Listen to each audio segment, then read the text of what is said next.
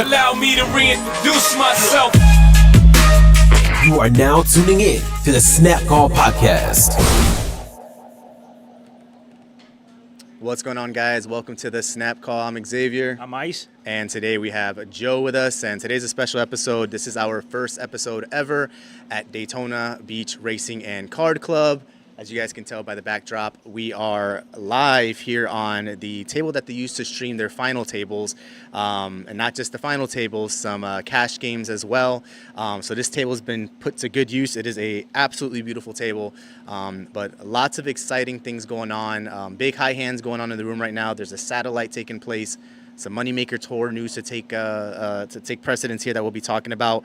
But as mentioned, Joe is with us. Joe, go ahead and introduce yourself. Let everyone know what you do here at Daytona and kind of what your day-to-day looks like. Hey, guys. Great to be with you. We really appreciate you guys coming out today and joining us. I know we've had a couple stops in Orange City. This is kind of the finished product of the live stream area that we're currently working on there. Like you said, in terms of my role here at the property, I basically oversee all of the poker operations, cash games, tournaments, our Vegas-style cash table games. Basically, guest experience, making sure we have the best promotions, best structures, and guarantees out there, working directly with Byron. So, Awesome. And he's referring to Byron Rodriguez, right, who's been referred to multiple times as probably one of the best tournament directors in the country, right? We call him the GOAT here. He's the GOAT tournament director. There you go. Absolutely a pleasure to work with Byron. So glad he's joined us. Awesome. And, it's a pleasure and awesome for me and Ice to be here. Me and Ice have been playing in this poker room early to really like mid-2000s, right out of high school almost. We were able to play in the poker rooms before we were 21, and we've lost a lot of money at a lot of those tables over there. Sure. Wish you guys could see the view we have, because we have an entire view of the poker room, the casino-style card games over here, the satellite, and then we got all of the nice cash games over there as well. So it's just kind of surreal and kind of full circle for me. I don't want to speak for you, but it's just awesome being able to do this here in a room that we really grew up playing in. Yeah, I remember 2007. We'd take the trips out here, hour, 40 minutes when we used to live in Kissimmee, drive up here, and honestly, man, it's, like you said, full circle. Like partnering with Daytona, Orange City, Delaware North, man, it's amazing. Absolutely. So Joe, I mean, you spoke about your day-to-day. I always find it interesting, right? Like I started a career in hospitality and kind of shifted from there. Obviously, the gaming industry is parts hospitality, but parts many other things, right? Like, how did you get your start in the card room industry? It's really funny you talk about hospitality industry, because that's where my roots came from.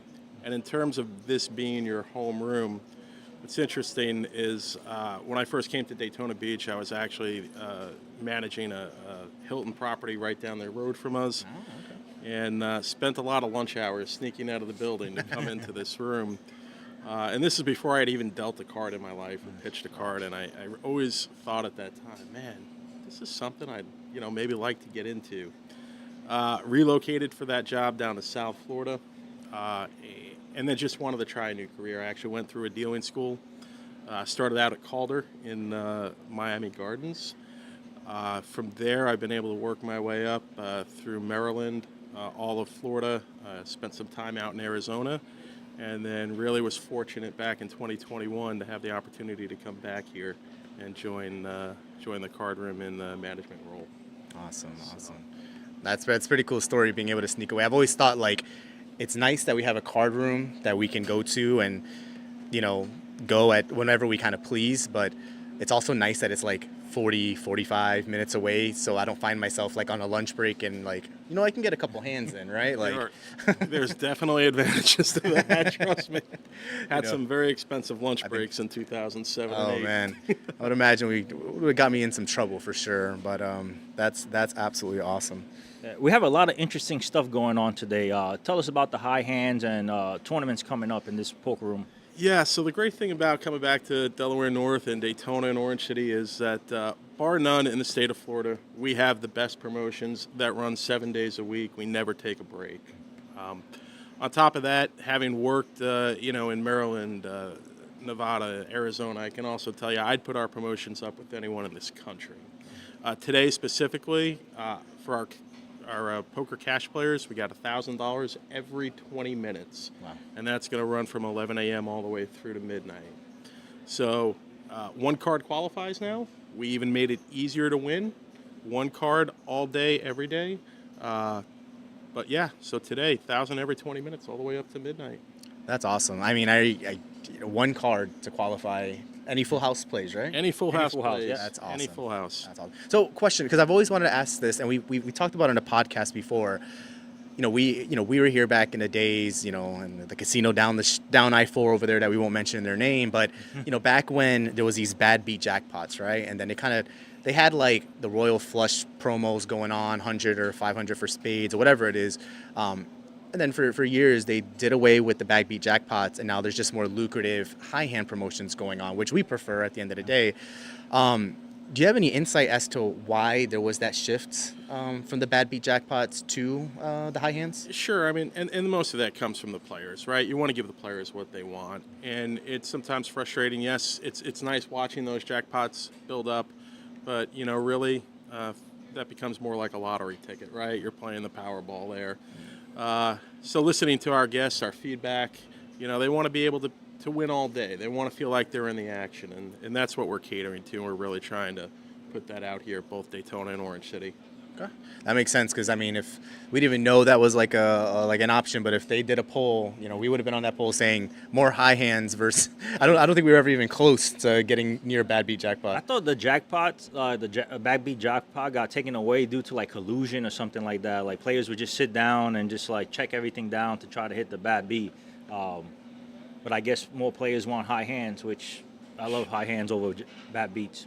Sure. And I mean, if you think about it, especially if you play the way I play, it's hard to make a pair in this game, let alone a straight flush or quads, and then to try to get two of those in one hand. So the players tend to favor the high hands and the promos. So that's the way we're gonna move.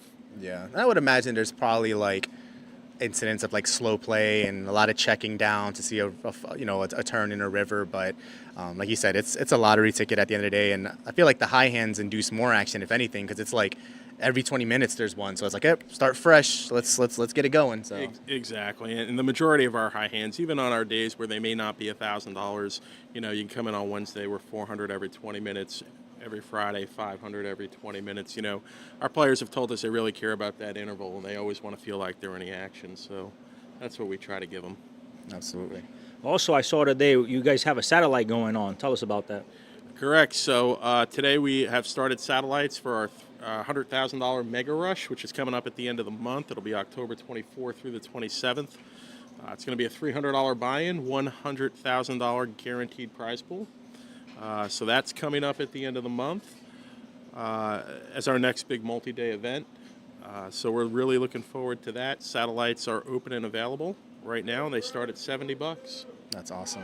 One thing like we can appreciate, especially as like cash game players for the most part, is like the structures in these tournaments. They don't play with the 15, 20-minute blinds. You're talking 30 minutes through day one, bump it up to 40 minutes to day two. Like, you get a lot of play out of the tournaments here, and then the starting stacks, they're truly like deep stack format. I'd like that. You don't feel rushed out of the poker room when you're playing this game. Sure, and I'll give a lot of that credit to Byron. And the one thing that I take pride on in working with Byron, and both here in Orange City, is Byron listens to the players. And being in the industry for a while, I can tell you that most poker rooms, when they put tournaments and they do their tournament schedule, it really is just a play and repeat, right? So this event we run last January, we're going to run it again next January. Byron really prides himself, and we all pride ourselves here about getting our guest feedback. And we've made a lot of adjustments to our tournaments over the past 18 months to give the players what they want. Some of those is allowing double bags, on these multi-day events, awarding min cashes. These are things that over time, our players have said that are important to them. So we've been able to incorporate that and continue to evolve. And, I'm happy to say, a little teaser, we'll have a lot of good tournament announcements coming up in November and December, leading in for 2025. And we're excited about some of the new offerings we're going to have. That's awesome. I know. We spoke briefly about the Moneymaker, and we'll talk about that in a little bit as well. But the one tournament I think I'm looking forward to the most outside of our own ship it in tournament is the Almighty stack, which is that 100K starting stack. That's just something you're not seeing at other card rooms across the country, and I think that's pretty cool that you guys want to push the envelope, and you're not afraid to try something new. No, absolutely. And in fact, on a selfish note, I'll say I'm a little jealous. We are doing that in our Orange City property, Yes, but yes. I've Sorry already- about that. For our Daytona players, I'm already pushing Byron. We are going to get that tournament over here into Daytona sometime in 2025. I promise. There you go. He had mentioned, Ryan had mentioned, about the million chip, denominations coming in. I was like, oh, please let us know when those come in, because those will be fun to look at. Yeah. So I'll never have a million chips in front of me at any point in my life. So that's awesome. Besides the 100K Mega Rush, what else is coming to Daytona that players can look forward to?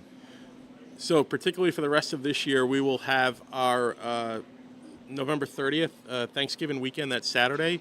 We're going to have our $100,000 single day tournament. So that is a $500 buy-in. We started it 2 years ago, and it's actually caught on as really a holiday tradition here. So we're looking forward to that. We are currently planning out January, whether that'll be a multi-day or perhaps even a larger series. But then I can tell you on the schedule right now, in February will be also our $100,000 GAPT Championship. That's going to be the last Sunday of February. Last Sunday of February. This coming year. Awesome. And how, for those that don't know, you have Orange City and then you have Daytona. Both fall under kind of like the Delaware North umbrella, right? So you kind of sister rooms in a sense, not very far from each other at all. How do both rooms leverage each other in terms of tournaments and cash games? Because you share the same player base essentially, right? How do you guys work with each other to ensure that both rooms continue to stay busy and still be option 1A and option 1B within the state of Florida?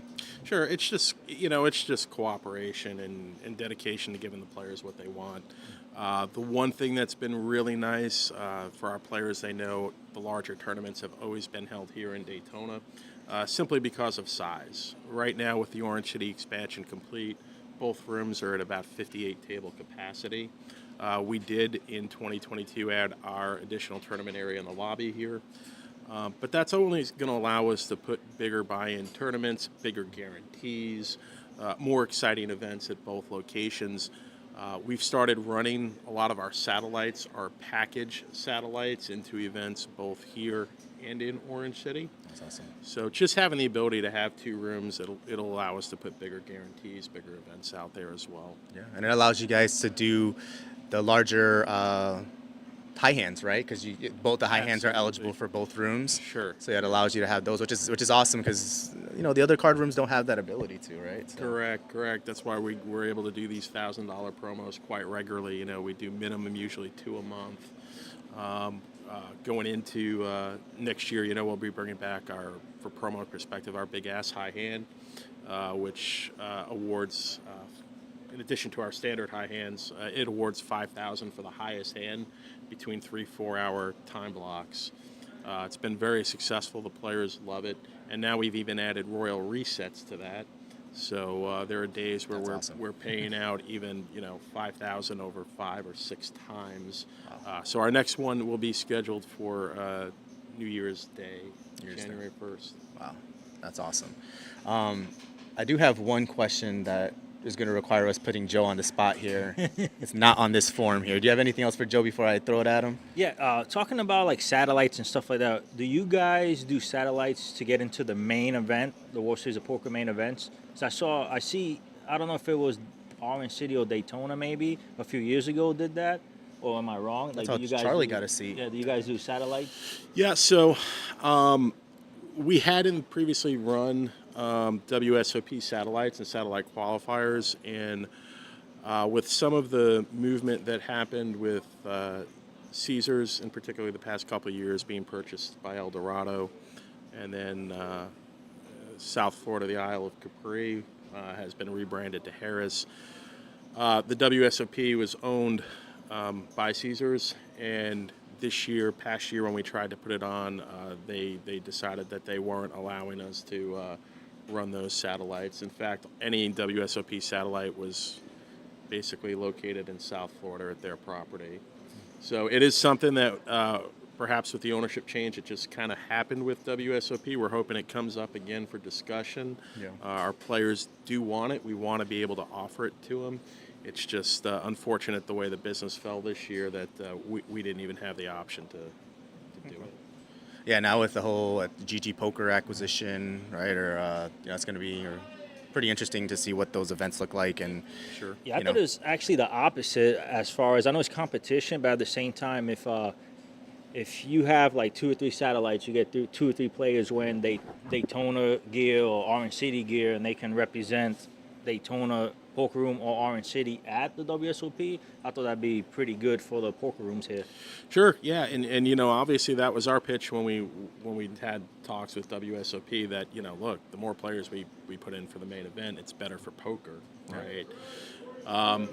Unfortunately, it was a conversation we had. Yeah. We didn't. Sometimes you win, sometimes you lose. You hit that river card. That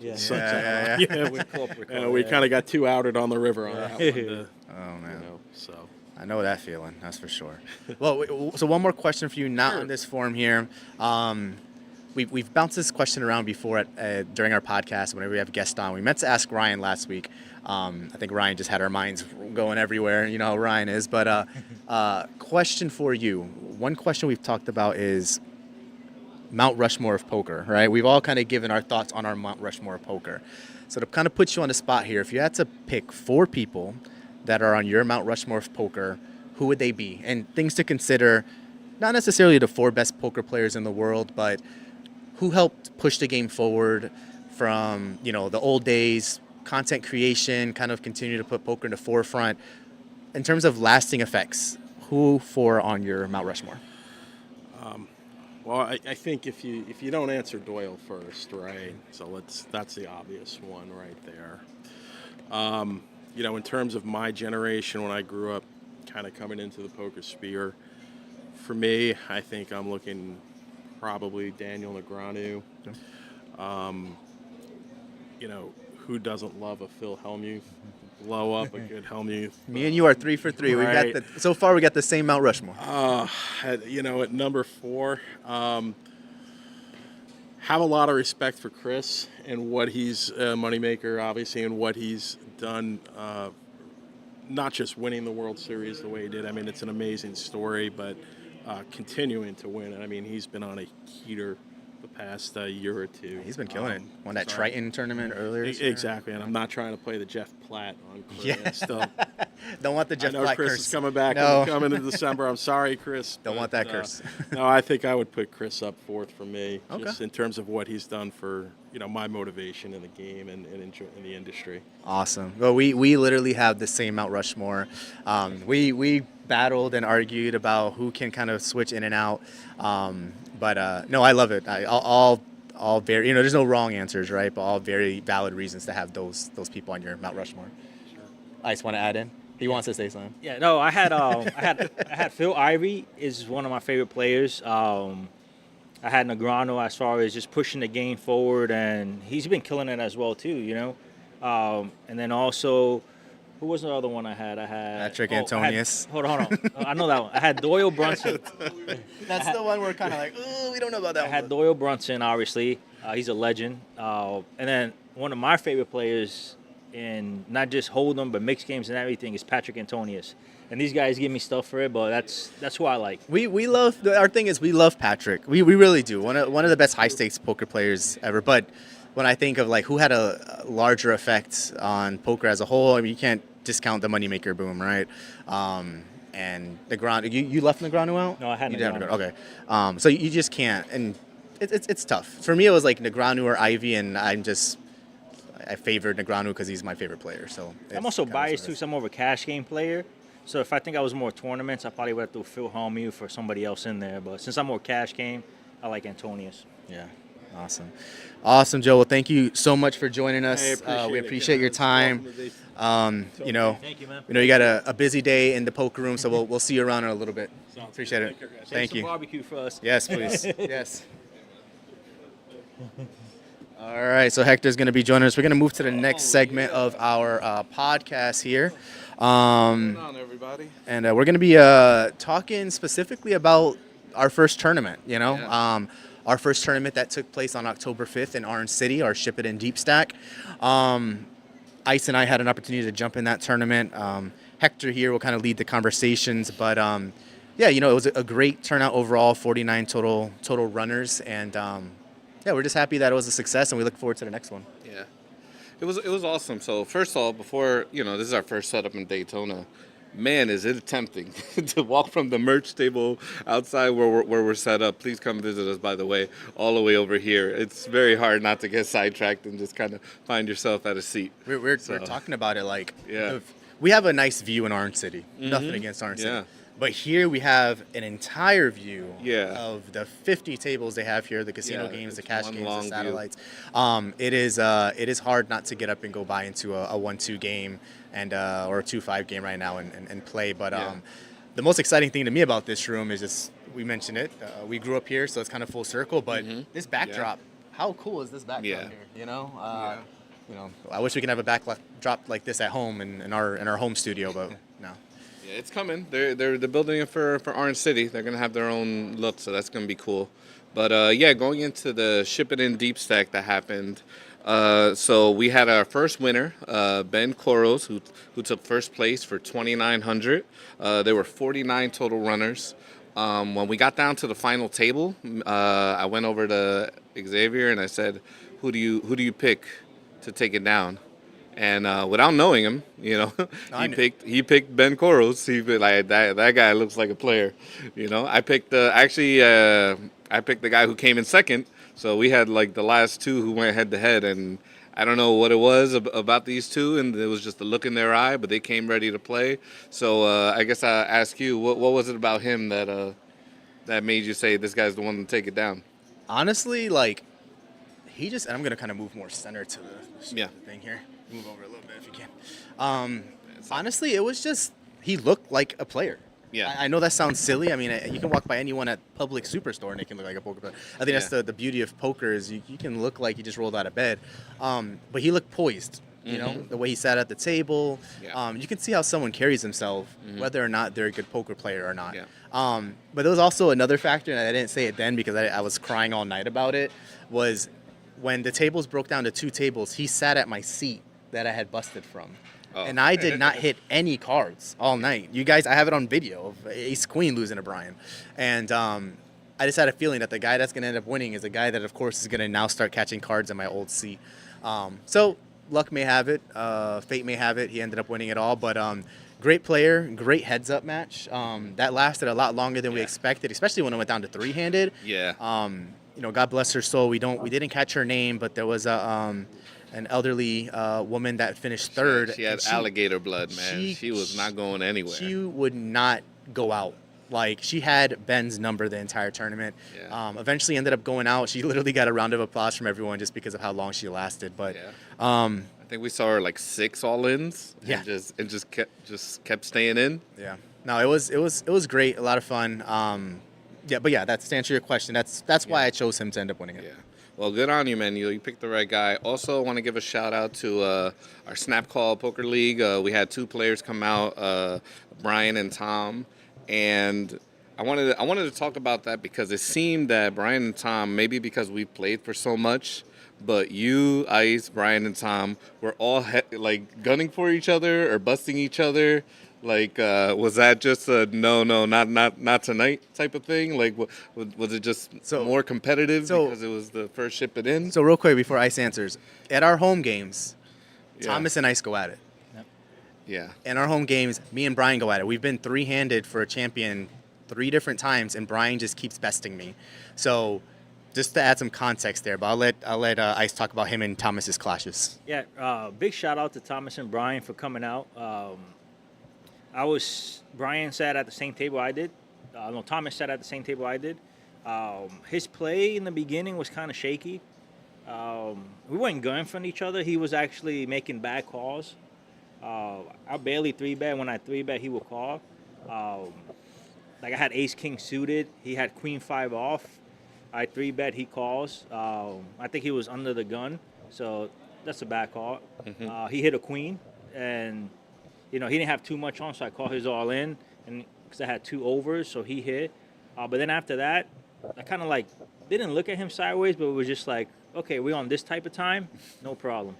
So Demon time. yeah. So then I called him for a big pot, and I did not feel bad at all because it's just like, listen, like I know you and I know the way you playing, so I'm gonna overbet knowing you're gonna call and I have you dominate it, and that's what I did. I didn't feel bad at all, just because like no, because just You guys like, have the history. You guys. Yeah. not just the history, but it's just like if I'm 3-betting or 4-betting and you calling, you're trying to suck out on me basically. So it's just like, okay, nah, every man for themselves, and I'm fine with that, 100%. Bring it on. Yeah. Awesome. I would say so. I can't beat Brian. Like I just can't. It's a joke when me and Brian text. Like I just can't beat the guy. Brian's first buy-in, he sat in seat 1. I was in seat 4. He ended up shifting tables or transferring tables. He busted out, and then on his second buy-in, he sat in seat 7 or 8. And we were both pretty short stacked. I don't blame him for calling, but we were essentially all in with my ace queen versus his ace 10. I spike a queen. He spikes a flush draw. The rest is history. That's just kind of how it is when I play against Brian. But no ill will. Out of all the players, let's say out of 30 different unique players that have come and played through our home games, which we don't run anymore, okay? But just saying, Brian has probably been the most polished poker player for someone that doesn't play poker like that. Yeah. Yes. Very good player, very smart, very patient. So shout out to Brian. Yeah. And big shout out to Tom. This was a big jump for him to go from, like our let's say amateur, just learning how to play just a few months ago to like going into a legit poker, tournament and rebuying and doing pretty good. I mean, there's spots where it's still questionable and he has something to work on his game, but there were some that were like, okay, are you messing with us? You kind of do know what you're doing. So his first buy-in, there was Yeah. a few hands he didn't play good at all. His second buy-in, he played all the hands like, I can't say perfect, but almost near perfect. Like Yeah. they didn't know what he had. And then he got unlucky. He had his aces cracked, and then he had his flush draw. He had the nut flush cracked against a boat. So it's he just ran. Yeah. He ran unlucky on his Awesome. second buy-in, but he played good in his second buy-in. That's kind of the beauty, right, of sometimes playing bad, is that you develop this profile of like that guy's gonna call with any 2. That guy doesn't know how to play.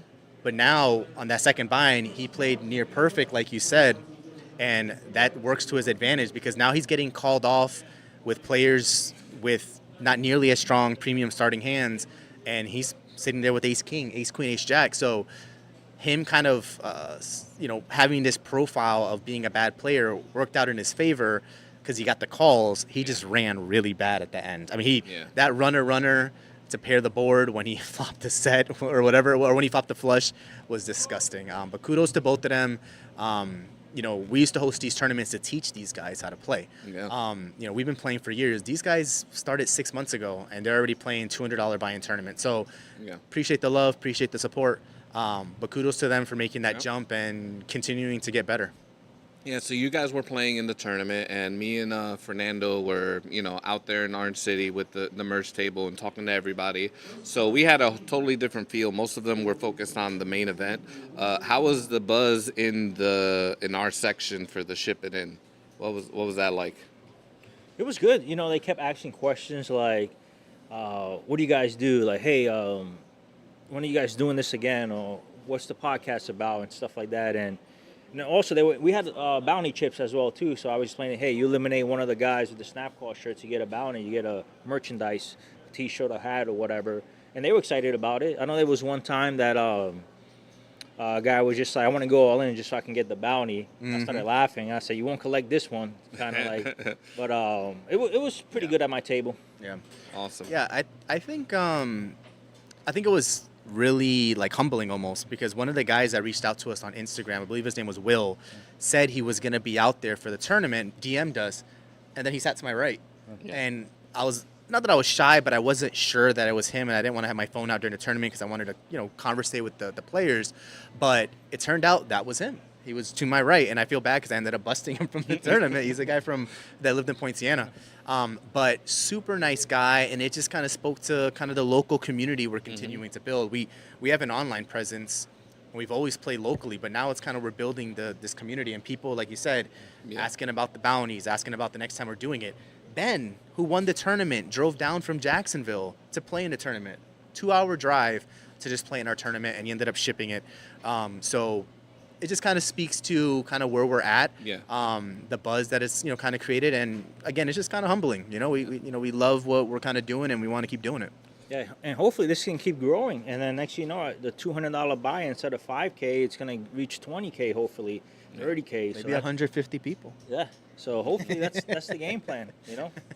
So Ice made the final table, the only snap call player to make the final table. Ice, tell us your thoughts on the play, any interesting hands.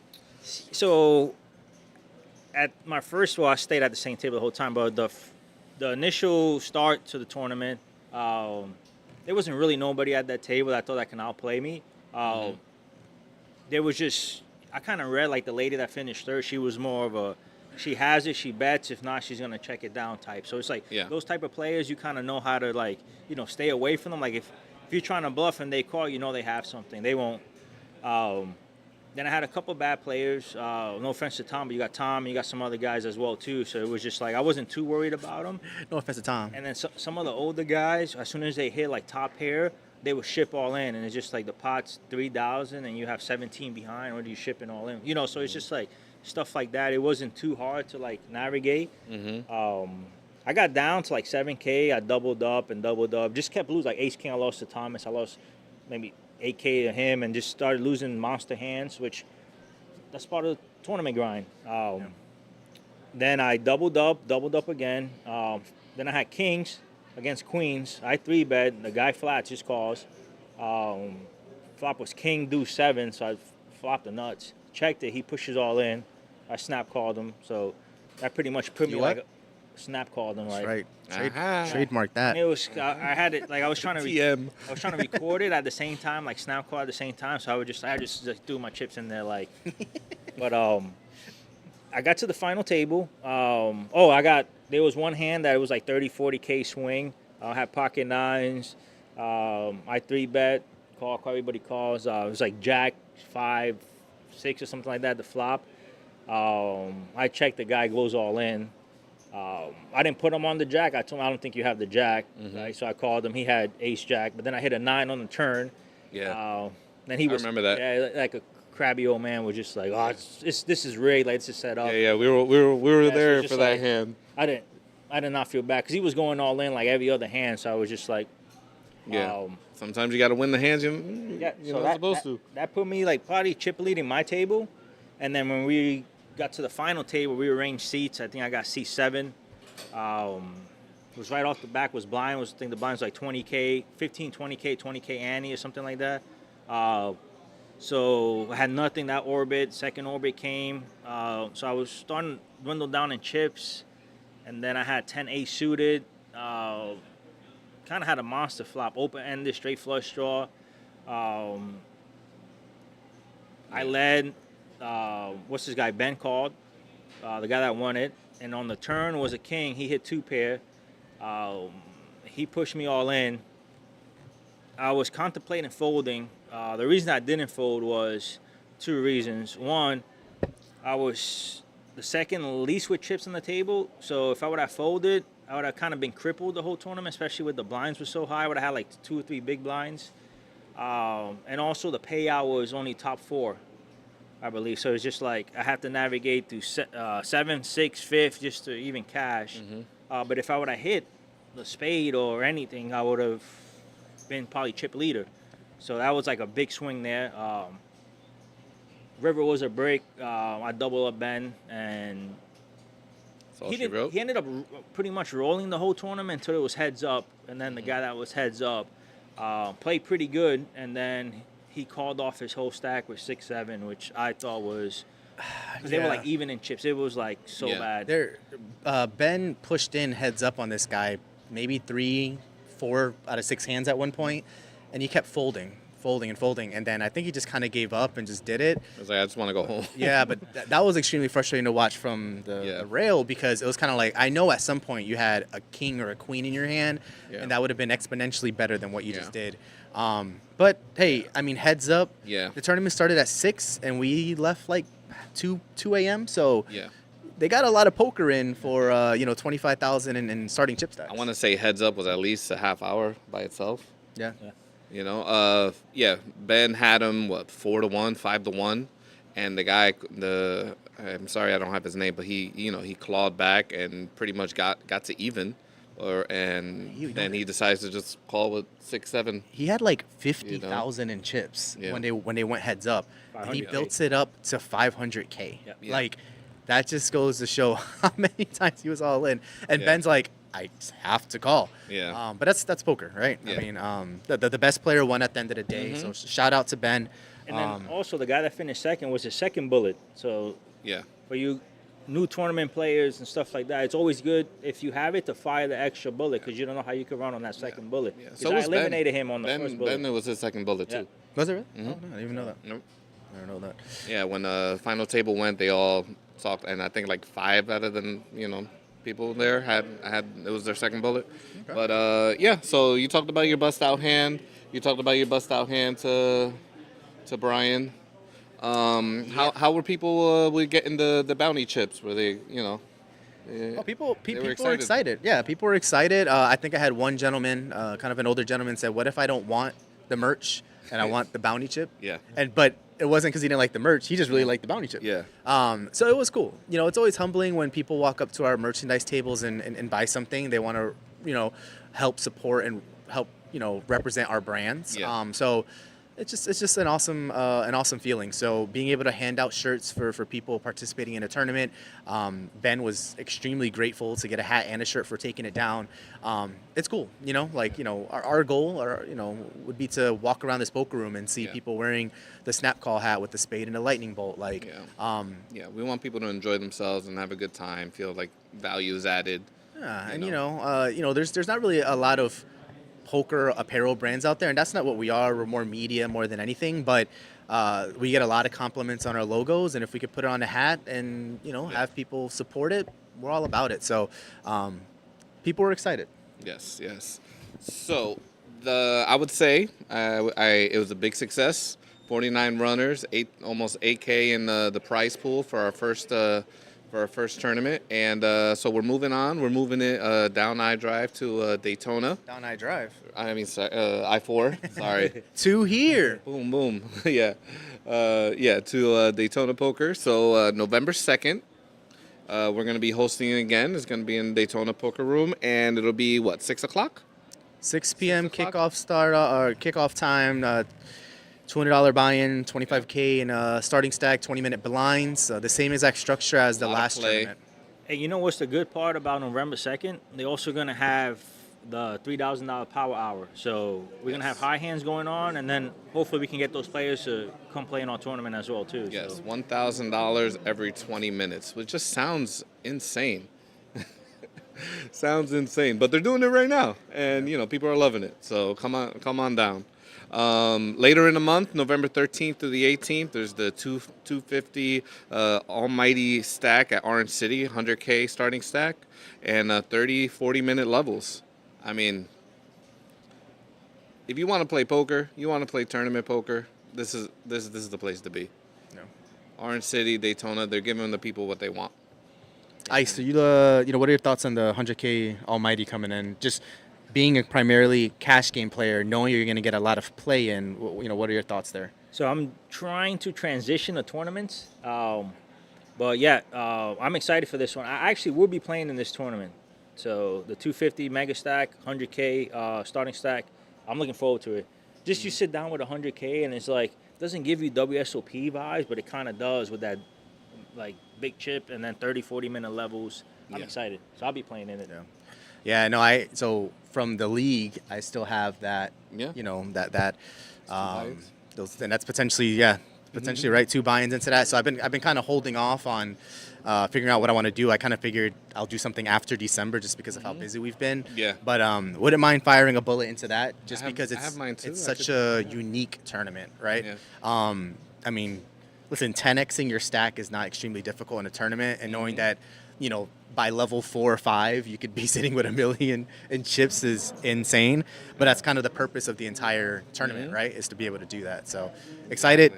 Definitely something that we got circled on our calendar. Looking for that 25K chip because there's going to be 25K chips there. Oh, there's gonna be million chips, million denomination chips. I'm excited for that. Yeah, I'm not even gonna attempt to count like whatever my stack is. I'll just be like, dealer, tell them how much I have because I'm gonna miscount this. I'm the opposite. Like, Yeah. you can ask me every hand, I'd be like 13-7, 55-6. Like, I know my stack. Yeah, I'm totally gonna mess it up. I'm gonna 1 be like million. 24,000. 24,000. Sorry, 24 million I 500. got 7.8 big blinds. Yeah, no, that's Yeah. I can imagine like during their pre-shift with the dealers, they're gonna be like, listen, you're probably gonna have to help these people out that much more because there's gonna be that many more zeros in their stacks. Yeah. But again, it's something you don't see this type of tournament anywhere else Yeah. unless it's a high roller for 100K.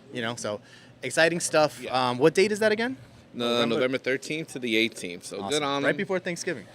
Yeah, good on them for just being creative, thinking outside the box, thinking of like, hey, what does the customer want? What does the average poker player want? And we want more chips. We want more play time. We want value for what we're getting. We don't want to come in at the level 1 and feel like, we got to double up before level 4. You know what I mean? That type of thing. So I think this and even our ship it in is a great. Little warm up. It was a great structure. There we go. Sorry. So in this tournament, would you guys super late reg for the most part? Like, No.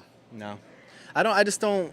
so for For me, one day, right? if I'm paying, I want to get the max value. Yeah. Yeah. But like, if you're like a pro consistently, do you late reg for this? Yeah. So, I mean, they've said, Brian mentioned, right, like that they're going to adjust the structure, obviously, Yeah. to account for the 100K starting stack. So it may still play from like a length standpoint, like still play like our tournament, for instance, but no, I think we've talked about it before. Like we want to make sure we get as much play as possible, especially when you're talking that big of stacks. I'm gonna be sitting there twiddling my fingers, Yeah. ready for them to say, let's shuffle up and deal. I think the latest is maybe before the first break, like that first hour. That'll probably be the latest that I would feel comfortable. That be like, oh, like I, save myself some mental time if I'm trying to take it down all the way. But at the same time, yeah, I want to get because I don't play as often, I want to get as much time as possible. Yeah. So I have I watch Jonathan Little. He has his YouTube page where he gives out like coaching advice for tournaments. Yeah. And he's a big believer of like don't late reg. Like get there early. The blinds are low. You can play the most hands. Yeah. And if you're the better player, like you have to take advantage. Yep. So Yeah. since he said that, I don't play too much tournaments. So tournaments I play, I want to get there from level 1. So it's, but I'm trying to transition to tournaments, and this makes sense. Like, hey, let's get there. I'll play the guys when the blinds are low. Like, and if it wanted late reg, I could fire a second bullet if the first bullet don't work out. At the end of the day, your goal in a tournament is to accumulate every chip, and if you can start earlier to start doing that and give yourself an advantage, it just makes more sense. Why put yourself at a disadvantage? Buy in later with less bigs. Maybe that works for some players. They play better as a short stack or whatever the case may be. But if you are truly someone that is like, I need to accumulate every chip in this room, why am I going to come an hour later? I can start doing that now with more chips to play with. I'm going to get there early. That's just me. I agreed. Yeah, if you're someone who maybe burns out in the 3rd, 4th, 5th hour type thing, I think it's better to have more chips that you've accumulated early on and find a way to get over that hump without making a mistake than it is to just come in fresh and hoping to double up. But, that's me. So do your own thing. So Moneymaker is coming to Orange City.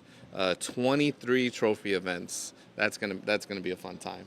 So it's going to be 700K in guarantees. What do you guys think about that? Anything that you really want to do? Until they release the schedule, I think we just know we want to be a part of it. Whether it's being able to maybe get some guys from the tour to come chat on the stream with us, or being able to play in some of the events. We were bummed when the first Moneymaker Tour got pushed from Orange City to strictly Daytona because of some construction delays, but that happens. So we're really excited to see what will be the biggest turnout and the biggest tournament ever at Orange City, with a name like Moneymaker, and you got Tony Burns, the tournament director for that event. It's going to run like butter. It's going to be a great tournament, a great turnout.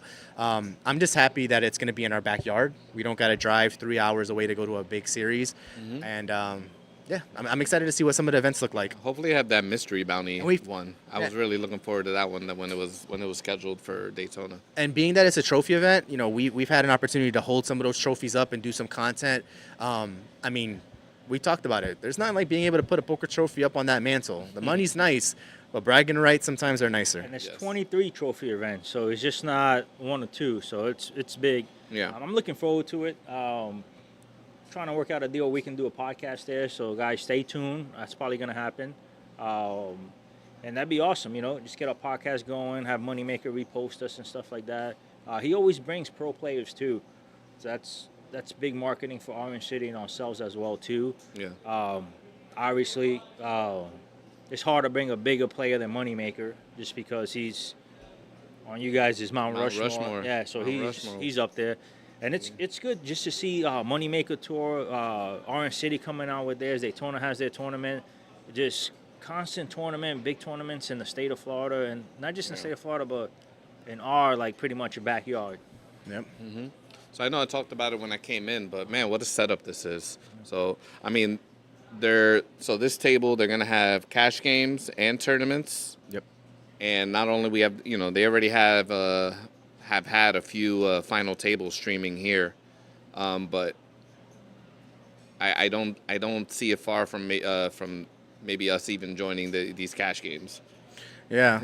I think that's the cool thing, right? When Moneymaker comes into town, and he's not just doing his own tour, he's playing the Moneymaker cash games essentially. So they allow you to put your name on the list to have an opportunity to play with someone like Chris Moneymaker. You don't see that in a lot of poker rooms, so it's really cool that they give you that opportunity to be on stream and to be able to play with one of the most recognizable games in the poker world. So if you guys can't see it, which you probably can't, the table's beautiful. And yes, it's very much like the tables you see at the WSOP final tables. You got the RFID. You got the lighting. And we've had an opportunity to go to the stream room in the back to see what the technology looks like when the cards pop up and where the commentators sit. It is legit, So there's a reason why a couple thousand people tune into those cash games and those live stream final tournaments. We had actually an earlier guest of ours, Kyle Fisher, came out there, played a live stream with Moneymaker twice. So that was pretty cool as well too. And then also you can check out that live stream cash games on Daytona Poker Room's YouTube page. It's up there. So I'm going to tell you guys my favorite part of this room. I know because I was watching the podcast while I was over there. Yeah, that's my favorite part. I know you guys were talking about how you grew up here and all that stuff. But for me, the first time I came here, it was the invitation of Xavier. Say it. Why you got to go right over there where that lady with a ponytail is dealing some cards. I sat down and, I just met Xavier. He was inviting me out to play some poker. I was like, okay. I sit down, I get pocket eights, I raise, he calls, and the flop comes. I get quad eights, and Xavier's betting into me. Everybody folded, and I was just trying to be a nice guy. I did not want to stack You were him. slow playing into me. I did not want to because I had position. Yeah, I called, and then the turn comes, and he bet again, and then that's when I overbet. Just because I really felt bad. I was like, I'm not trying to stack him. So I overbet, he folds, and then I show him quad eights. And first thing he said was, Jesus. Yeah, so that was I don't know why he said that. It's not just because he lost to him, because he lost it to you. And, and not just that, but you flop quads on him. That's why. Yeah. And the thing is, I've never flopped quads again after that. Years, I've probably known him over 10 years now. Never again. It was just a cosmic way of saying, hey, let's be friends. I don't know if you notice on this stream table here, they have fans under here. Feel that? Oh yeah. That right here. Oh, they don't hook the dealer up. Oh nice. So this is like my favorite CC one anyway. So if you hear streaming, you're a little hot, you put your leg under here. Just have your leg touching the dealer's leg. Like, yo, dude, get up. Oh yeah, that's awesome. Yeah, I mean, a lot of memories here. Obviously bad beats galore. I think one of the nastiest hands was when I used to come play poker with Troy and James and all them, and I got it in with a set on the flop versus James, and he got it. He called me, and it was set over set, and I think I lost like $700 that hand. Yeah. And you don't, it happens, but you just don't forget hands like that. Oh yeah. But there's a table over there, table 1. I remember coming here in the middle of the day sometimes, taking a shot at some 5-5 PLO with some absolute maniacs. Yeah. Most of those guys are now at Orange City, but yeah, this room holds a lot of Yeah. I played I'm that. not getting teary-eyed. My voice is getting dry in my throat. I played that 150 tournament, and I was out like level 2. I had Ace King, and I think I had went all in at one point, and the guy to my left just decided to call, and he had queens. A king came on the window, and I'm like, there you go. And then they open it, quad queens, and all I could do was laugh, and I was like, all right, well, I'm going home. I'm done. This is bad. The hand I would never. The hand I'll never forget here, you were at my table. I don't know if you remember this. I had pocket aces. I was under the gun, right? I just called. I think it was 2-5 game. I just called, right? Nobody raised, right? So I'm like cursing myself out. I'm like, damn, I played this wrong, right? I flop a set, right? And then this Asian lady's betting into me nonstop. Boom, boom, boom, boom, right? Pretty much we're all in on the river. And then she shows a set of threes, and Xavier goes, like that. I show my set of aces. He's like, I didn't know you were that strong like that. And I would just like rock that pot up. But it was just like, it was one of those hands where just like, play aces bad, got lucky and flopped the set. But it could have been the total opposite. If I didn't flop that set, I probably still would have lost my bankroll just because she flopped a set of threes. So I'll never forget that hand. Yeah. That and I'll never forget when we both lifted PD off for like $100 recently. When I We were slow feeding rolled. PD some beers, and That was a good time, man. that was a good time. That was a good But I mean, obviously, we could keep doing this all day. There's a lot of history here, a lot of hands that we could go over. But yeah, Ice, tell us about the free week trial. Yeah, so I joined, I think last Wednesday I joined the 7-day. I got an email from a chip leader. I guess I signed up for something like a newsletter. Take advantage of your free 7-day trial. You can cancel at any time. So like, you know what? Let me try it. Then I cancel it because I'm not gonna pay $80-$90 a month for coaching when you got YouTube and stuff like that. Unless I'm really taking my tournament game serious. So I signed up, and they give you like hand reviews and stuff like that, and it's pretty cool. The only thing is when they say raise, right? It's like, do you call? Do you fold? Do you raise 3x or do you raise 2.25x, right? And a lot of times I would answer 3 times and be like, wrong, you raise 2.25x. And it's just like, okay, like I'm trying to figure that out with the whole thing. And because they give an explanation as well too, so I'm starting to get it. But at the same time, it's just like, aren't you trying to get some hands to fold a little bit more? And I think like, I'm more like, hey, let's get more money in if I have a decent hand. So that's something I got to get used to, is the 2.25 raises instead of the 3. So it's more of a GTO, ICM trait teaching. Yeah. And then also it's and then they tell you like, if you're on the bubble, what should you do? Or if you're playing against a weak opponent, or you playing against a top pro, like how do you bet and stuff like that. So Yeah. obviously you have to know your field and your table. So that's more like if you've been playing maybe a few orbits already. So it's not bad. It's just tough because you have to take it, like, you got to make sure everybody plays a certain way. And that's my main thing with these whole coaching sites and the GTO Wizards. Everybody has to play a certain way for you to actually, profit. And, this is Alex Foxen and Chance McCormick. So it's just like, those are one of the top 2 guys. Jeez. Yeah. So it's just like, she won my fantasy money, which hopefully everybody here paid up. But Oh man, I'll get you a beer later. But it's coming from the 2 big time pros, so it's just like it's hard to throw their stuff under the rug. But it's I'm gonna finish the 7-day trial and give you guys more insight on it. But so far, like it's like a little game you play. They give you 20 hands a day, and you're just like, okay, what do I do in this situation? And So what you're telling me is that you did the ship it in deep stack. You got 7th place, and you need to go do some training because you didn't take it down. That's how tough Thomas so was. thank you for bringing that up. So And you talk about how bad Tom's play was. It So, was just yeah, so- sticking with you, keeping you up all night. perfect example, Ace King. I Yeah. 3-bet. Tom doesn't fold. So if everybody folds and Tom still has cards, why not 5-bet if you know he's not gonna fold? So stuff like that is like Yeah, you can take that into consideration, but you have to pay the play as well too. So yeah. Yeah. I don't know. It's definitely good to know what the optimal play is and also know that you have the power to deviate based on the player. And I went back to all my hands at the tournament, and especially the one I busted in, and I was 56% chance, even though didn't have anything, but I had so many outs after the flop, and then on turn I went down to 38. So I kind of got away from it, honestly, at the turn, and I knew I could have, but I just didn't want to be crippled in chips. But yes, I do go back and put it in and see, like, hey, did I do the right move? Did I not? So Yeah. Yeah, I don't know. Those, obviously you get a lot of value from those types of lessons and whatnot.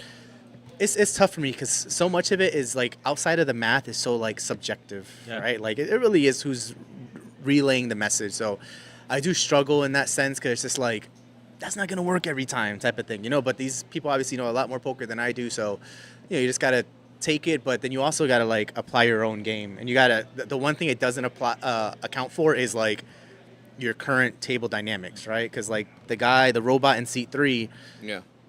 like the moves you may make may not always affect how he's gonna play, So it just kind of depends. And another thing too is like when there's so much money in the pot, and then the final bet isn't as much. It's like, oh, you have to call because the equity's there or whatever in the pot, Yeah. and it's just like not necessarily, because if you know like you pretty much only beat a bluff, why are you throwing away 4, 5, 6 big blinds? Yeah. So, but on those apps, on those AI like GTO stuff, they tell you, hey, you have to call just because you could win this much. But it's like, yeah, but if you know you're never good there, why even call? So it's just like some stuff is just like shaky. So Yeah. So I'm gonna tag in Fernando. That's gonna be it for your poker segment.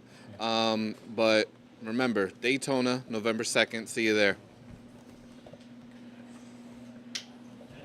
Tagging in Fernando. So we're gonna switch it up. We're gonna talk a little bit about sports. A lot of sports things to speak about here.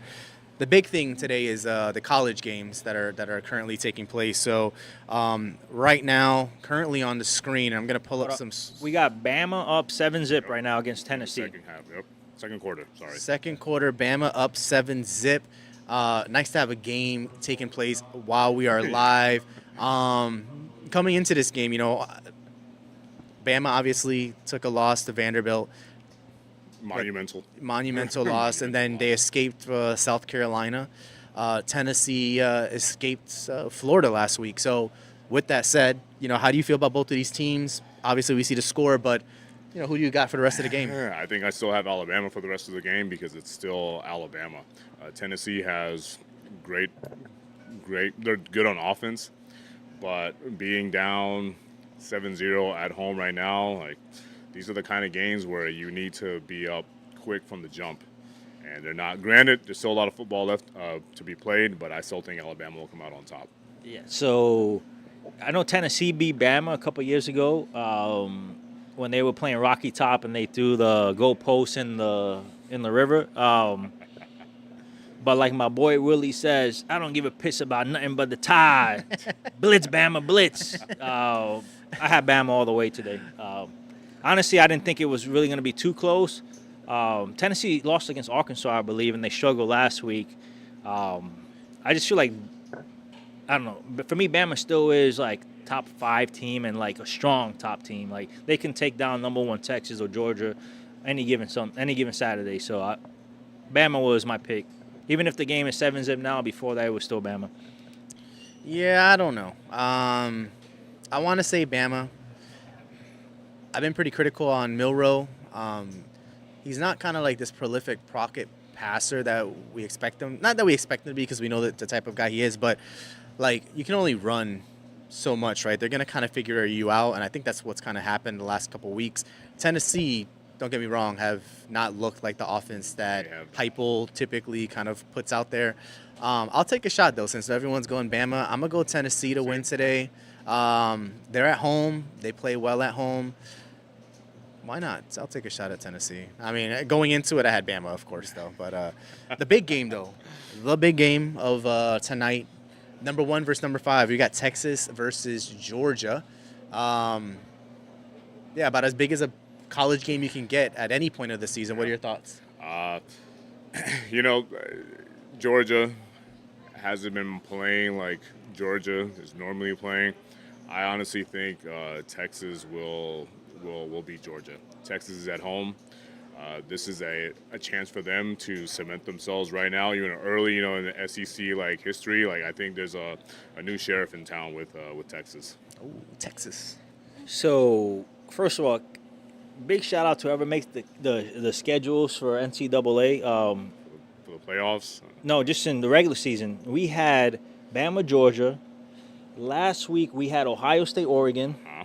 And this week we have Texas, Georgia. Literally 3 top games that you barely see. These could be college football playoff games right here. I said it from the beginning. I'm not going to switch up now. I'm going Georgia. I feel like Georgia's still the better team. I feel they got a better coach. Obviously, they haven't been playing up to what they're supposed to, and Texas has been rolling. But Texas also rolled against whack Michigan. Oklahoma got killed today by South Carolina. So it's just I want to see them play a defense like Georgia and an offense as well too. This could come down to technically they were the 2 front runners for Heisman when the season started was Bowers and Ewers or whatever his name is. So it's just it's gonna be a good matchup. But I'm going Bulldogs. Not switching up now. I think we all had Georgia. Yeah, we did. All had Georgia. Yeah. To win it.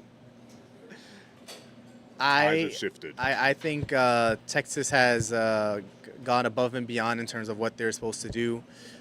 They destroyed Oklahoma. Don't get me wrong, a weak Oklahoma team, but it was still. They destroyed them. They did what they were supposed to do.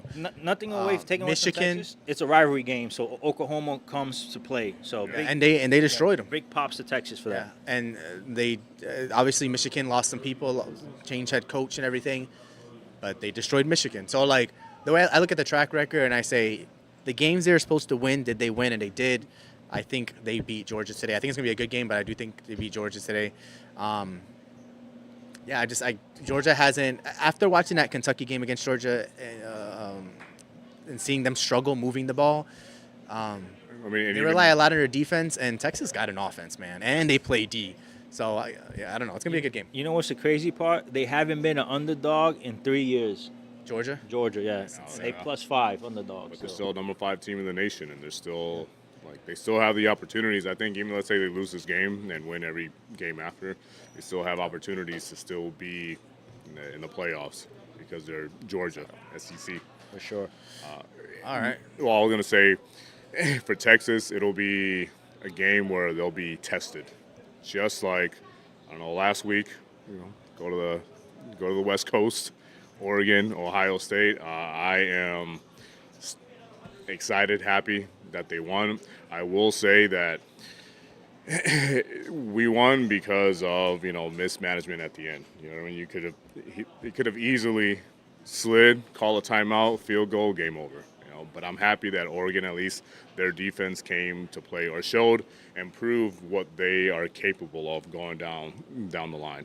Well, I think can they still take on the Georgias, the Alabamas, even now Texas? Unfortunately, I still don't think so. But for me as a fan, I'm glad the defense showed up, and that's without having our star defensive player. Yeah, you guys. Okay, so we saw that game. We were sitting at the bar at Gators last week talking. After we got some delicious pizza. Yes. From Doughboys in Oviedo. Shout out to Doughboys in Oviedo, best pizza in the area. Go get yourself a Brooklyn slice. Just plug in them real quick. But 3 weeks ago, they played Michigan State, and Gabriel threw 2 red zone interceptions. You just kind of don't know what you're going to get from Gabriel sometimes. He's either going to drop 3 touchdowns and 400 yards, or he's going to rely heavily on the defense. He couldn't rely on the defense versus Ohio State because they have a good offense, and he put the team on his back offensively. So shout out to him. I feel bitter towards him because he left UCF, and we should be enjoying Dylan Gabriel right now instead of KJ Jefferson and Ja'Carri Brown, but that's a whole nother Something story. to go along with that, first few games he throwed interceptions that you're like, why? Why are you throwing a ball like that? Playing against an Ohio State team, he was flawless. And then, of course, they played Purdue last night, and he threw a silly interception, but still. But they did good. They did well. They I think, shut out Purdue, didn't they? Yep, Pretty much. first time that they shut out on the road since 1992. So this game was a great game. I call this the NIL game. The 2 teams that spend the most on NIL, they pay all this money to Howard as a quarterback, and was it fifth-year senior or something like that coming back and sliding with no time left. If I'm the coach, I have him running poles 3 hours straight. You're going back to the portal. Yeah, it's you don't make that dumb decision, and I don't feel bad for these college players, especially Howard, since you know how much money he's getting paid, and it's just if that was any NFL quarterback, they would have got bashed. You cannot lose if you're Ohio State to Oregon in that manner. No. It was bad. So that's why I say it's bittersweet, because it's we won the game, but we could have easily lost the game if we would have done what the entire world is looking at, saying, okay, this is what you need to do. I'm not an Ohio State fan, but I feel like after this year they should fire the coach, unless they win the national title. Even if they finish 4th, they should just get rid of the coach. I don't think I feel like they're not getting over that hump, and he's just not he got outcoached by Lanning pretty bad too. So it's just for me, with that coach, they're not going to win. Yeah. Well, speaking of coaches, the state of UCF football and how we feel about the coach at UCF. For those of you that don't know, Gus Malzahn is the coach over here, and I don't think there's any other way to put it other than Malzahn needs to be on the hot seat. Through 3 weeks, UCF pretty much led the entire country in rushing. And now we are 0-3 in our last 3 games, getting embarrassed by Colorado at home, putting up no effort on offense against UF in Gainesville, and then last week couldn't defend our home turf against a Cincinnati team that we know very well. So, kind of want to run through these topics a little quick, but real quick. I know you're a man of integrity, and you don't want to call for someone's job, but should Gus Malzahn have another year at UCF? The thing is, I'll be quick. I'll say yes, only because the upside is we spend a lot of money in buying his contract out, which would leave us at a deficit for the near future. It's still halfway into the season. We lost 3 games in a row. However, should it be in the hot seat? Yes, because we still have BYU next week, which is doing really good. We still have Arizona State. We still have Utah, West Virginia. We still have games that we could easily lose every single game. If that happens, it's a done deal. Yeah. Let's put it like this. After the Colorado game, UCF has the Gus bus out there. I wanted to just give it 3 flat tires. That thing needs for me, I'm never I'm not a fan of Gus. His play calling, they need to do something. And he recruits some of these SEC guys, defense and stuff like that, but he's not our offense looks horrible. We played Cincinnati last week, bad. Number 1 rushing, Colorado doesn't stop the run, and we couldn't rush on them. So it's just I'm a man of integrity too, but you're not doing your job, get out of here. Because if he was undefeated and somebody in a big SEC school offered him a big contract, he would leave us. Very so true. for me, I don't. That's very true. That's a great point. Very true. Get out of here. So Listen. hopefully we play Iowa State. We're gonna get mollywopped today. BYU's gonna kill us. Utah's gonna kill us. Maybe the game. I think we still lose to Arizona, the space game too. So it's just I can count 4 L's just because the offense is that bad. Yeah. I think the way I look at it is business first, especially in this day and age, right? We've been on the short end of the stick when Scott Frost left us for a better opportunity, when Josh Heupel left us for a better opportunity. And I wouldn't say those were UCF heydays, but they were much better than the days we're going through right now. So hey, if we got to pony up some more money, some boosters help pay off this guy's contract out and puts us back on the right track, fantastic. Because let's be real, we were a Big 12 contender going into this season, and where are we at now? Right now, we're looking at ourselves in a mirror. We had one of our top wide receivers enter the portal.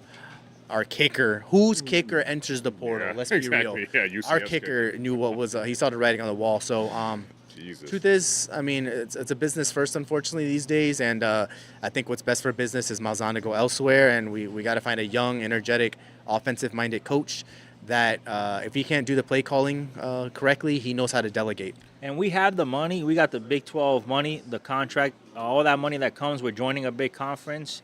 We also got a $5 million stadium renewal where they're going to add, I think, 10,000, 15,000 more seats. So why not, when you add those seats, start off with a splash, get a new coach. And hopefully they get an offensive-minded coach. Get rid of the quarterbacks we have now and get a passing quarterback.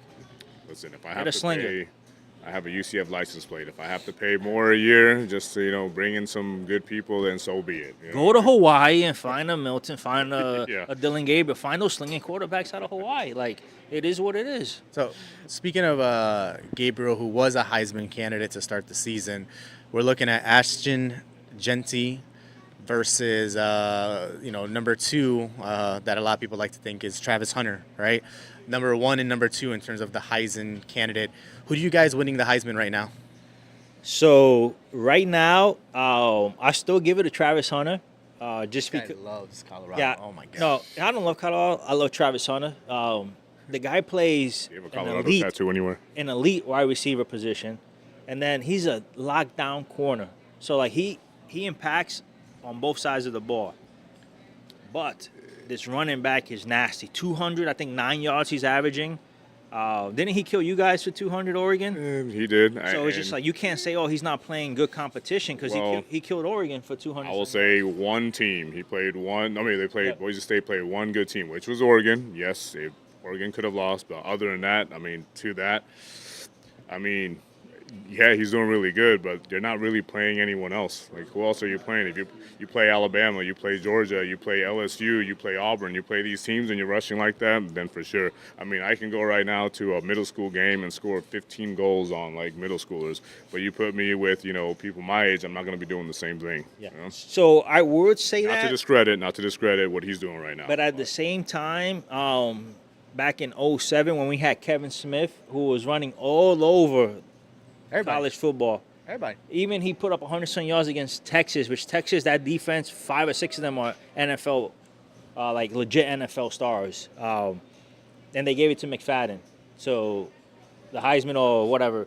So it's just they didn't even consider him for a Heisman. And I felt like kind of disrespected. Like the guy is still rushing, and he rushed against Texas. And Texas ranked number 2 that year. So it's just like I'm not going to say he doesn't deserve it, because if Kevin Smith deserved it, at least he deserves it too. But the fact that Travis Hunter plays both sides and he plays legit on both sides of the ball, he can make an impact. 130, 40 snaps a game, it's hard not to give it to him. But it's still early. Anything can happen. I mean, Lord forbid, an injury or something like slows him down. Anything can still happen. We're still halfway into the season. There's still a lot of football left. Did you guys see the Michael Myers thing? No. So they said like he looks like Michael Myers because he stands up. Oh, when Kinda he's like- waiting for the yeah. So then he did a skit where he was Michael Myers like that with a thing at Boise. So he's running with it. So with the whole Michael Myers thing. But what are your thoughts, X? Personally, I don't know why this game is on. I thought when I hit watch, I can select other games. I mean, Central Michigan, there you go. Eastern Michigan. I had to scroll down. It's tough because what Travis Hunter is doing is unprecedented, right? You don't see this in college. You don't see this at the NFL level. Personally, if Colorado's winning, then I could justify giving it to Travis Hunter. If they're not winning, it's kind of hard to justify the impact that he's having on both sides of the ball, and I would probably give it to Ashton Genty. The craziest stat I saw the other day was I think Ashton Genty to score like 3 touchdowns was like minus 120. Like he had to score 3 touchdowns to even get like close to even money. Like that's insane. That just goes to show how how well he's expected to do. And you don't typically see running backs expected to see 3 touchdowns. So I think as long as Colorado's winning, you got to have Travis Hunt up there for discussion's sake. But Ashton Genty, to me, he's in the lead simply just based off Boise's record. Because what's Colorado right now? 4-2. 4-2. Not saying it's not terrible, right? But So Did he get today's matchup, he goes against the top receiver that's supposed to be going in the draft, which is a guy from Arizona. If he can shut this guy down, you shut down pretty much the best receiver in the draft. And then also, it proves to you, like, for me, he should go as NFL as a DB. I wouldn't play both sides if I was him, because unless they're paying you double, there's no point of risking injury and stuff like that if you're not going to get compensated for it. So it's just like, but if he can shut down this guy, I think he takes the lead. If this guy goes off for him, then it's just like, okay, he had so far game, just give it to Genty. Because this guy, when you're averaging 2-3 touchdowns a game and you're on pace to break Barry Sanders' record for rushing yards and touchdowns, like, you have to give it to him, no matter if he plays at Boise State. yeah. Well, just a quick update. We're almost at halftime of the Colorado Buffaloes versus the Wildcats. Colorado, as an entire defense, has only given up 59 passing yards. And I don't think that that wide receiver that you speak of has caught one pass. Tell you. So, yeah, there's your answer. He's putting the straps on him. There's your answer. All right, moving on. NFL talk, and then we'll get into MLB. So Davante Adams to the Jets. I think we all kind of assumed that was going to happen. At least from a prediction standpoint, right? Makes the most sense from Davante. Anything to add from that standpoint outside of, hey, we called it, and I'll let Ice go first. Besides Ice fan, Ice being extremely happy about it. being a stand right now. So, What are they 2-4? yeah. They need it. Yeah, they need it. The last few weeks, it's actually we're 2-3. The last few weeks has been. Actually, no, we're 2-4. You're right. The last few weeks. I'm like, I'll pull it up. I'm Yeah, pretty sure y'all 2-4. Yeah, we are. The last few weeks, we lost against Minnesota, and then right off the bat, we fire our coach. So it's just like, okay, sucks we lost, but we're also excited that, okay, get Salah out of here, let's get a new change, right? Mm-hmm. We lost to the Bills, the Bills is a good, tough team. The guy missed 2 field goals. We should have won that game, but we lost. And boom, we get Davante Adams. So it's just like, even though we're losing, we still have the hype that, now we got Davante Adams. And then a miracle happened. He gets traded to the Jets, and there's no hamstring problems. He's in one-handed catches in practice and stuff like that. 3 games with hamstring issues. As a Jet fan, I'm excited. Now we have Davante, Garrett Wilson. But honestly, it falls on Rodgers. Now Rodgers got the weapons. You got to produce now. Yeah, I was gonna say. So, we got a tough game. We got the Steelers. A lot of people think the Steelers suck, but the Steelers are one of those teams that they could put pressure on the quarterback, and our offensive line isn't the best. But if we win, and then our schedule's kind of light because we play the Patriots again, the Dolphins twice without Tua. If Tua comes back, that's a whole. So our schedule's not that hard the rest of the season. We play Jacksonville. I think the toughest game we got is the Bills again and the Texans. We got the Rams, who suck. So it's like our schedule is not that hard the rest of the season. So if we can make the playoffs, we can do some damage. But now everything falls on Rodgers. You got rid of the coach. You got another weapon, your boy Davante Adams. Like, let's make it happen. Let me ask you this, because you touched upon exactly what I wanted to ask you. The franchise is catering to Aaron Rodgers. You got rid of the coach. You got his boys. Lazard. Now you got Adams. They even had Randall Cobb his first year. You are giving everything to Aaron Rodgers to hopefully succeed and see some of the success he had in Green Bay, right? What happens if this team goes 500 the rest of the season? What does that say about the franchise? What does that say about Rodgers? So, as a franchise, Says they suck. the GM and all that stuff like that didn't make the right moves if we go under 500 or 500. What it says about Rodgers is, after the Achilles injury, he's old, and you have to call a spade a spade. He's old. He can't do what Brady did. So, but there's still a long season, and hopefully he can turn it around. But what made Aaron Rodgers great was he was able to run. Go to the right, go to the left, and throw dimes on the run. He's not running. The only time he ran was against the Patriots. Patriots got a weak defense. So it's just like, if he's not doing what the old Aaron Rodgers do, he has to adjust to his new role, which is not being mobile. Just to quickly add to the Jets, I'll say bless you. At least now, you have Garrett Wilson usually getting double teamed. Now that you have, this new wide receiver, Devontae Adams, now it's like pick your poison. You can't double team this guy. Well, this guy's going to catch, a ball with one finger. So at least it gives the Jets the opportunities to have that, just one-on-ones where your wide receivers are going to make plays. So we have a two-headed monster running back, Breece Hall and Braylon Allen, and we have two great receivers. So everything falls on Rodgers. And I'm not blaming the organization for catering to your quarterback, because I feel like all organizations have to cater to the quarterback. Because without a quarterback, a lot of teams are nothing, Brady with the Patriots, Brady's a man. You cater to whatever he wants. Same thing with Josh Allen. Josh Allen and Diggs didn't get along. They shipped Diggs out.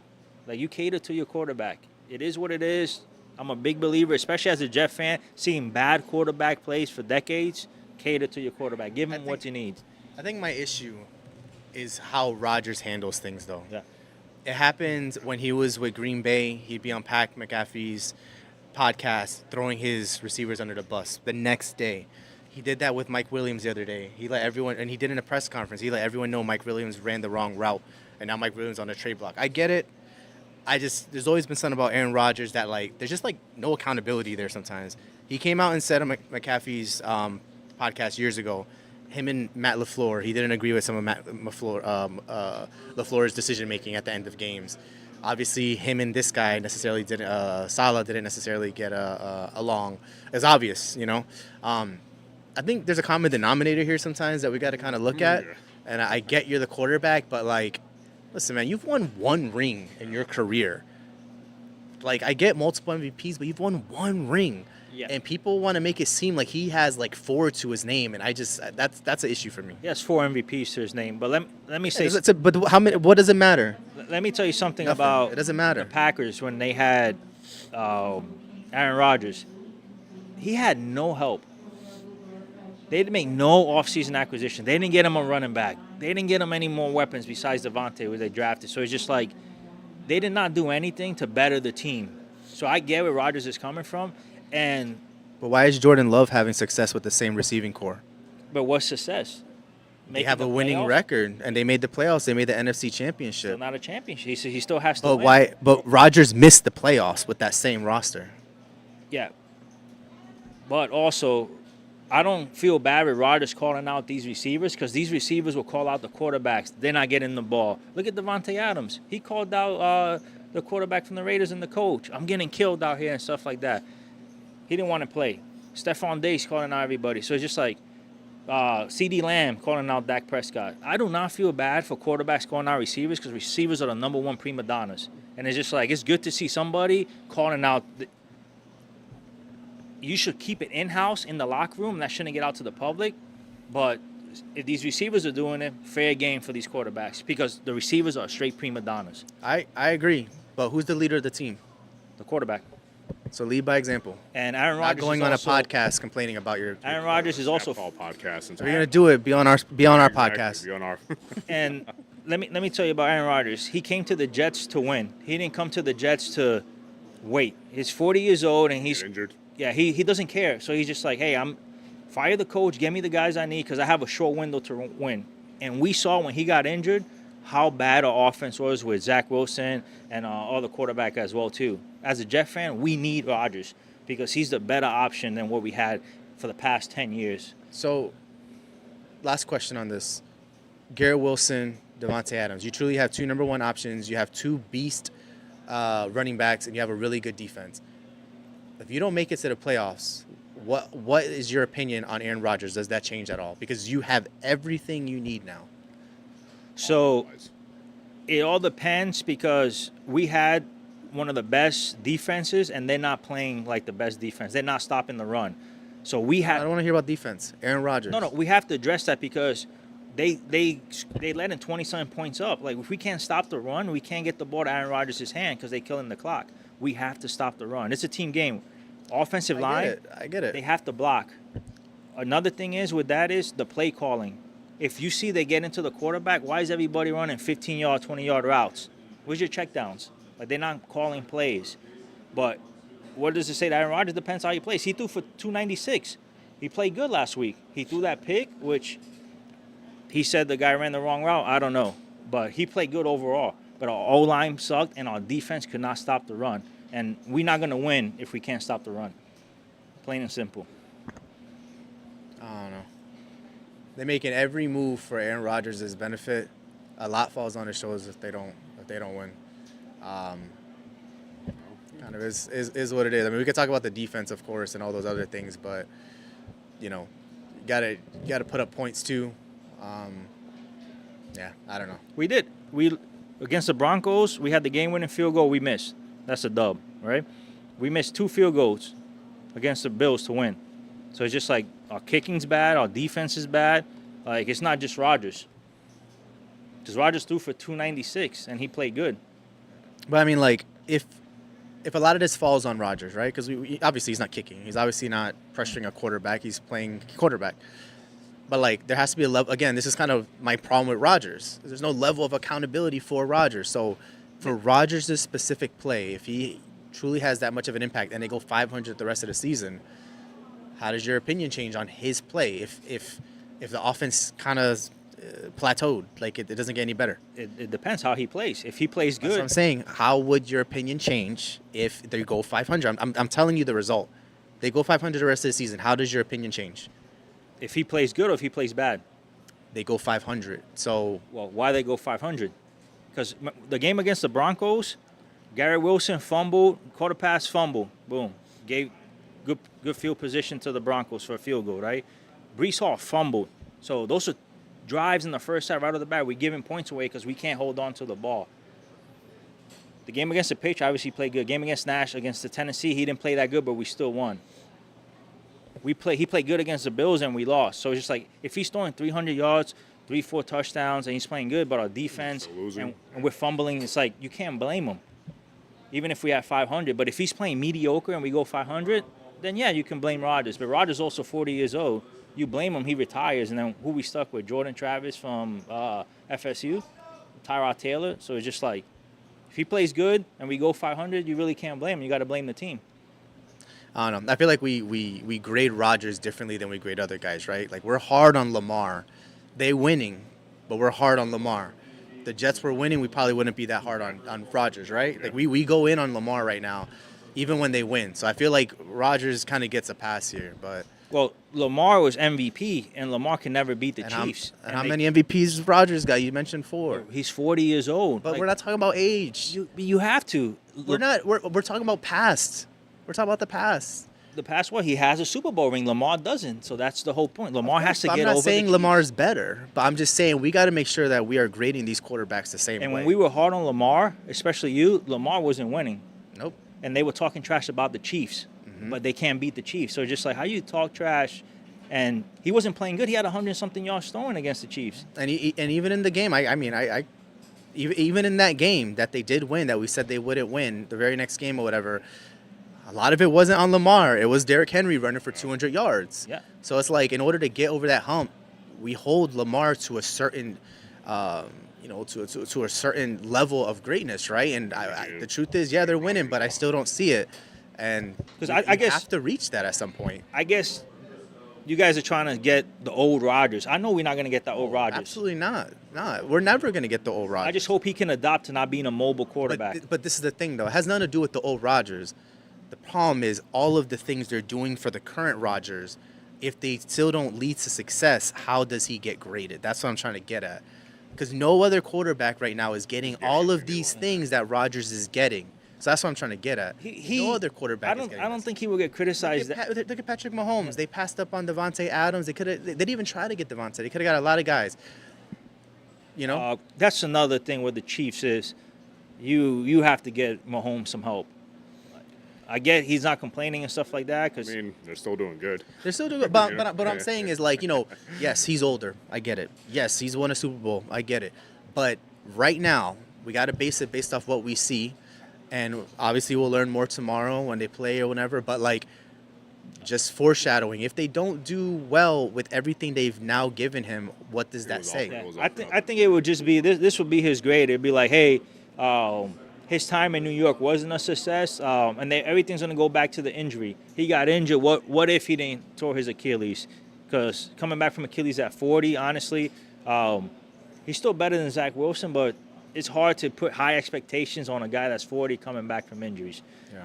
Now he has more weapons, so now it's just like, hey, you're 2 for 296. We better see that offense. You fire the coach, we better see consistency in the offense. Yeah. Our defense, that's a different story. It's letting me down. So, All right, let's shift from NFL talk. Let's go to MLB. MLB, we got two final teams here. The Dodgers lead the Mets 3-2 in their series. Yankees lead the Guardians 3-1 in their series. Yankees almost had another letdown yesterday and almost allowed the Guardians to tie the series up. I guess we'll kind of start there. Ice, overall thoughts on that series, and do the Yankees close it out tonight? so Game 3 was a game for the ages. We're down 2 runs in the bottom of the 8th with 2 outs, and they bring in Emmanuel Clase, who's been lights out. Like, this is not just a reliever that throws triple digits every pitch, but he's been like lights out. And our MVP comes up, takes some yard to tie the game. And then Stanton comes and we take the lead. Right there, I was going crazy. I was like, let's go. Like, this is where we pay pretty much All this money for. We have $800 million between those two guys. Like, this is what we pay these guys to do. And then they had a little blooper in the 9th inning where Jose Ramirez dropping the ball and stuff like that. So we take a 2-run lead. 2 outs in the bottom of the 9th. Weaver walks this guy. Boom, right? Okay, no problem. They pinch hit a rookie. The Big Christmas, they call him, right? Hits a bomb. When I mean a bomb, like, and the swag he had, like, he hit it, flipped the bat, didn't even look at the ball. Like, it was crazy. That Steph Curry shot. I was just like that jaw dropped and everything. The fans were going crazy. Once he hit that, I knew we lost. Top of the 10th, we didn't score. Then the guy hits a walk-off 2-run homer. That game was crazy. Then yesterday's game, too. Not to that same level, but we managed. We had the lead, kind of let the lead go, came back and got the lead, and kind of like held it down. I do think we closed it out today. I feel like there's so much luck the Guardians can have. I feel like now we have Rondon, who's been lights out on the mound today. Hopefully he can shut it down and we can go to the World Series, take the series 4-1, get these guys rest, and Ready. honestly, wait for the Dodgers. Yep. I'm going to say briefly, it just shows the resiliency the Yankees have. You know, it's been roller coaster games, but it shows that they can still lock in, get the job done. I agree. I think they close it out tonight. Yeah, I think that the only thing I'll add is they could have easily folded last night when they went and allowed the Guardians to tie it in the bottom of the 8th. That freaking play, ball goes between Rizzo's. Oh my God, I almost cried. But yeah, it's one of those things where it's like they could have easily folded and they could have easily tied it up 2-2. But in the top of the 9th, they came and they scored and they held them off. The trend here is the Guardians keep fighting at the ends, and if the Yankees get early leads, you can only do so much of that. I think the Yankees come out tonight, hopefully put on an offensive display. Hopefully Rodon shuts them down, and like you said, we wait for the Dodgers and go from there, which would be what the MLB's wet dream is. Yeah, right now, yeah. Dodgers versus Yankees, two of the largest markets in baseball. Ohtani versus Judge. All this money. It doesn't get bigger than that. So I don't even want to do a prediction because we're all Yankee fans up here. I think we're all confident in our team. But that is literally the biggest matchup you can get in Major League Baseball, Dodgers versus Yankees. So, so the only other thing I really want to talk about I don't care about Kawhi or KAT. I want to talk about Bronny James. Bronny. Okay, we got a big Bronny James fan up here on stage here, and I'm gonna let him give us his honest insight on what Bronny James's preseason looks like, and we'll go from there. So, Ice, thoughts on Bronny James so far this preseason? So I'm not a Bronny James fan, but He's a stand. the guy got drafted with the 55th pick or something like that, late second round. Like, what was the coach from Syracuse, Boeheim or whatever his name is? He said if you don't go top 15, like, you're not making the league. Like, you're going to be a bench player or pretty much like. So it's just like, he's 55th pick, right? There's no, like, obviously LeBron forced him to give him the contract. So I get that part. But it's like, you were going to cut the guy anyway. The 55th pick is not making your roster. So let's be realistic. So it's just like, and he could be the 12th man off the bench, which never gets minutes anyway. So just like, you can just, hopefully LeBron can groom him and get better. And maybe 2 years, he can be worth a 6th man maybe, or maybe a defensive guy. Obviously, he's never going to be the talent his dad is. But for 55th pick, why not invest in a guy like him? Because not only I get you giving the money, but he brings a lot of fans in too. So it's just like, he's going to get that money back. So that's what I'm saying. Like, don't put too much pressure on because he's a 55th pick. Even though he had 17 last night, I believe he had 17 points yesterday. So it's just like, he shows some signs that he can score, but we all know he's barely going to play. So it's just like, but obviously the media has to cover Bronny because he's LeBron's son. And He has to live in the shadow of his father. When does the jersey arrive that you wore? Yeah. never. Didn't you pre-order already? Pre-order that. I got my money He tied got- up on my He Brunson bought jersey. NBA League Pass Yeah. for it. We talked about Bronny on podcast before, so my only thoughts are, the kid. I want him to do good. I said this before. I want him to do good. I don't think he belongs there, though. He looks kind of lost when he's on the court. He'd do much better in the G or the D League. Obviously, the contract he got, most of these guys get like a two-way contract. He got basically a contract that he's going to be on the main roster the whole time. It's not deserving.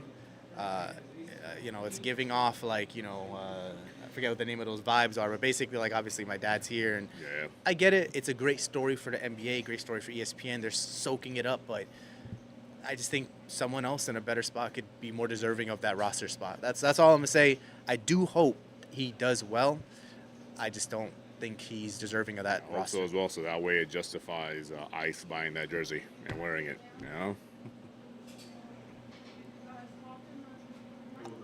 I'm sorry? Oh, no, we're not. No, we're not. We're doing a show. But no worries. All right, so let's wrap it up. What time is it? Oh, we were rolling. One more today. thing. Uh-oh. Ronnie? No, Kawhi Leonard injured again. The Clippers, Paul George did the right thing, got out to L.A. They didn't want to offer him the money. He went to the 76ers. They put all the investment in Kawhi, and since he got there, he's just been injured. You always be the stepchildren to the Lakers, and it is what it is.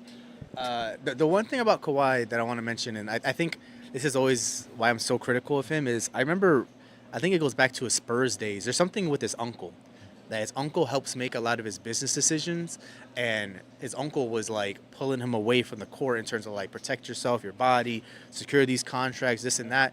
And ever since I heard about that, like, he has not been able to stay healthy. He's got like some character issues, some motivation issues. I hope all that's wrong. Obviously, it's a lot of hearsay, because obviously Kawhi is a great player, but he may just need to call his career, because he can't stay healthy. It's a James Harden show in L.A. now. How many rings Kawhi got? 3? Yeah. 2 with San Antonio, 1 with Toronto. It sucks for the Clippers because you spend all this money and no availability, and the best productivity is availability, and Kawhi's not giving it. Yeah, that was deep. I remember you said that at one time. Damn. All right, so we're going to wrap up here. November the 2nd. Again, November the 2nd is going to be our next Ship It In Deep Stack here in Daytona. 6 p.m. kickoff. Ice mentioned that we're going to have the $3,000 Power Hour high hands that day as well. So come early, play some cash, get some bullets ready to come fire that tournament. Right now, we are here, and there's also Power Hour high hands today. We got the merch table out front with Hector, so come swing on by and say what's up. Twitter, YouTube, Instagram. Follow us, reach out, love the support. We're continuing to grow the local community, but of course we still have an online presence. Stay tuned on all our social media accounts to stay up to date as to where we are and what we're doing. Before it wasn't a big deal with where we are, but now it is, because we're going from Orange City to Daytona. So stay up to date so you can see where the next tournament's going to be at. We're gonna be on the I-4 corridor, not I-Drive, I-4. I-4 corridor, yep. And we know the date of the third tournament. I believe it's December 1st. December 1st, yeah. December 1st, and that's going to be actually back at Orange City. On a Sunday. On a Sunday, and that is going to be taking place like a week and a half before the Moneymaker Tour that's coming there. So That time is to be determined on that one. TBD. So we're pushing for an earlier time, right? Oh, yeah. On a Sunday, for On sure. a Sunday, get an earlier time. On Monday. Hopefully we can get like a noon, 1 p.m. kickoff around NFL and make a day of it. Outside of that, hats and T-shirts are available for purchase on our website or here in person. We do have some new hats in the works. Haven't released any images publicly, but stay tuned for that. Really excited to share some new designs with you. And thank you to Daytona and to Joe, who hopped on earlier, our guest, for having us here. The hospitality is always above and beyond. Feels like home. I mean, it is home for us. And just happy to be able to do our podcast live from Daytona Racing and Card Room. Any last thoughts, guys, before we sign off? No, I just thank you once again. This setup right here is amazing. I know you can't see it right now, but you'll be able to see it in social media. It's amazing. A lot of people here, and just come on down. Once again, thank the team at Daytona today for the hospitality. Also, November 2nd, come out. You know, gun for us. We're bounties on the 2nd as well, too. So we look forward to you. Show some love. We'll be doing interviews and stuff as well on the 2nd. And just, give us an opinion what you guys think about the tournament and our content as well, too. Much appreciated, guys. You can always get better. Yes, sir. All right. Appreciate you guys. We see you guys November the 2nd. Have a good night.